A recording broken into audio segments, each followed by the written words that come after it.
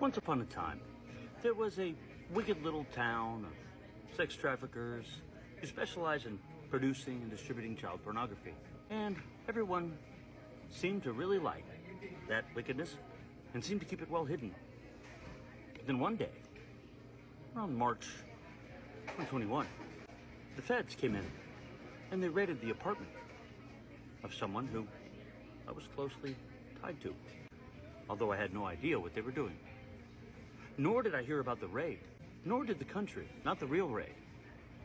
You see, what happened was really clever.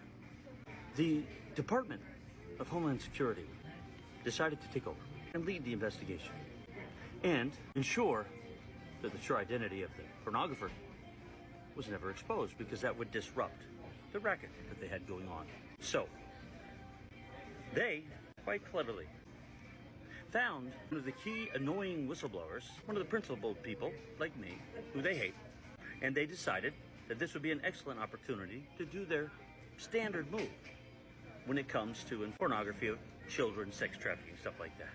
Take somebody you hate because they keep putting light on what you're doing, get them entangled in some way, legally, and then get them incarcerated.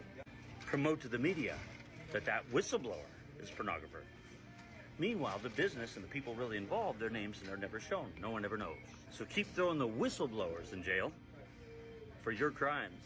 Make sure the police and the judges and everyone are all in the know. Make sure you have partnerships with the local federal prison so that you can do whatever you want and use the bribed cops to enforce your will. The media doesn't know. They know what we tell them. And they know better than to question it. We've got a system that effectively becomes a karma-swapping vehicle of injustice so that we can keep trafficking children and keep thriving through this abuse. Sounds crazy, doesn't it? I really wish I was making it up. But I was looking into a case that's about to have a hearing for sentencing on October 17th.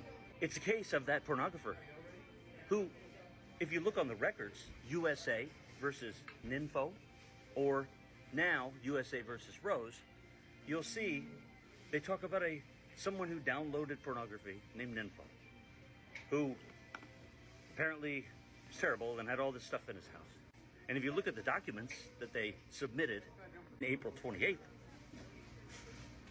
about a month and a half later, the same day they issued the warrant and made all kinds of other claims, right? There was no raid at that time. They went through the paperwork and tried to portray this Ninfo as a bad guy, but they had no evidence at all. They knew nothing about this man. In fact, they gave wrong facts about him. They said he was originally from North Carolina. See, he lived in New York near Judge Ninfo, the bankruptcy lawyer, who actually had been disgraced. And I personally think was part of a sex trafficking operation, kind of like what they had. Can't prove that. But it's interesting how things played out, because you need a judge like that to get this ball rolling. You see, Ninfo had sued Bethlehem Steel Corporation, tried to get them to be accountable for killing his dad. They didn't like that too much. And I believe they partnered with his uncle Judge, sure some money was involved, get the ball rolling to get him to shut up. Keep a seat warm for him in the prison for when the time was right. Well, now that there was this bust, they had to do something. So they got the ball rolling with the legal process for Mr. Ninfo. And he didn't even have a hearing or even know about it, I don't believe, for about a year and a half. They just tried delay after delay with his lawyer until the time was right. Then, apparently the time got right around the beginning of this year.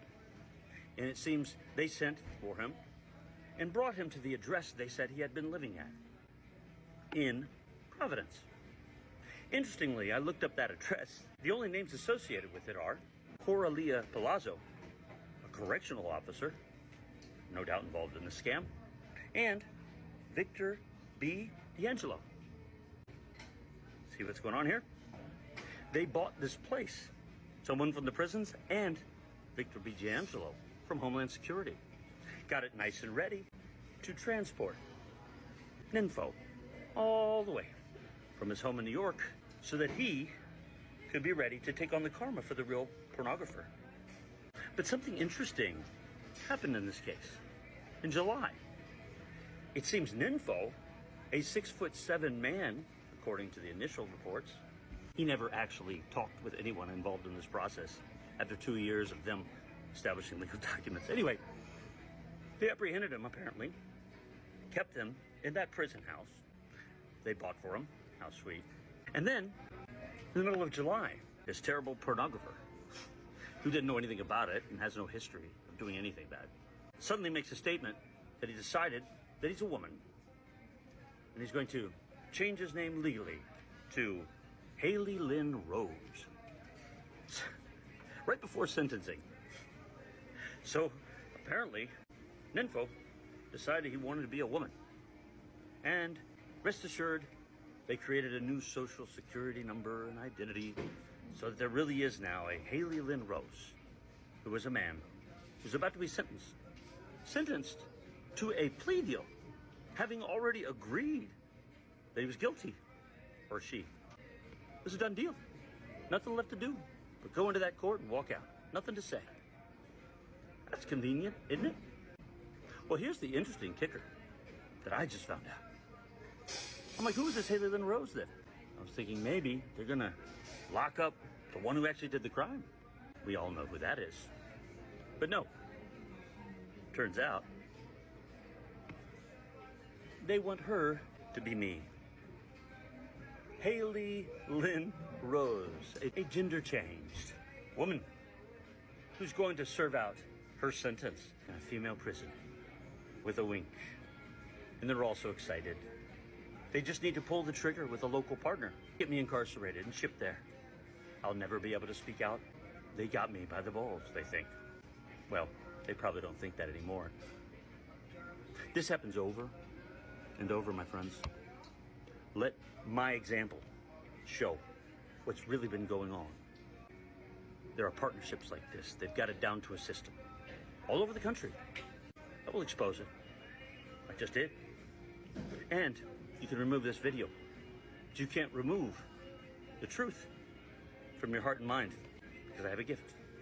The ability to speak to anyone and everyone about this.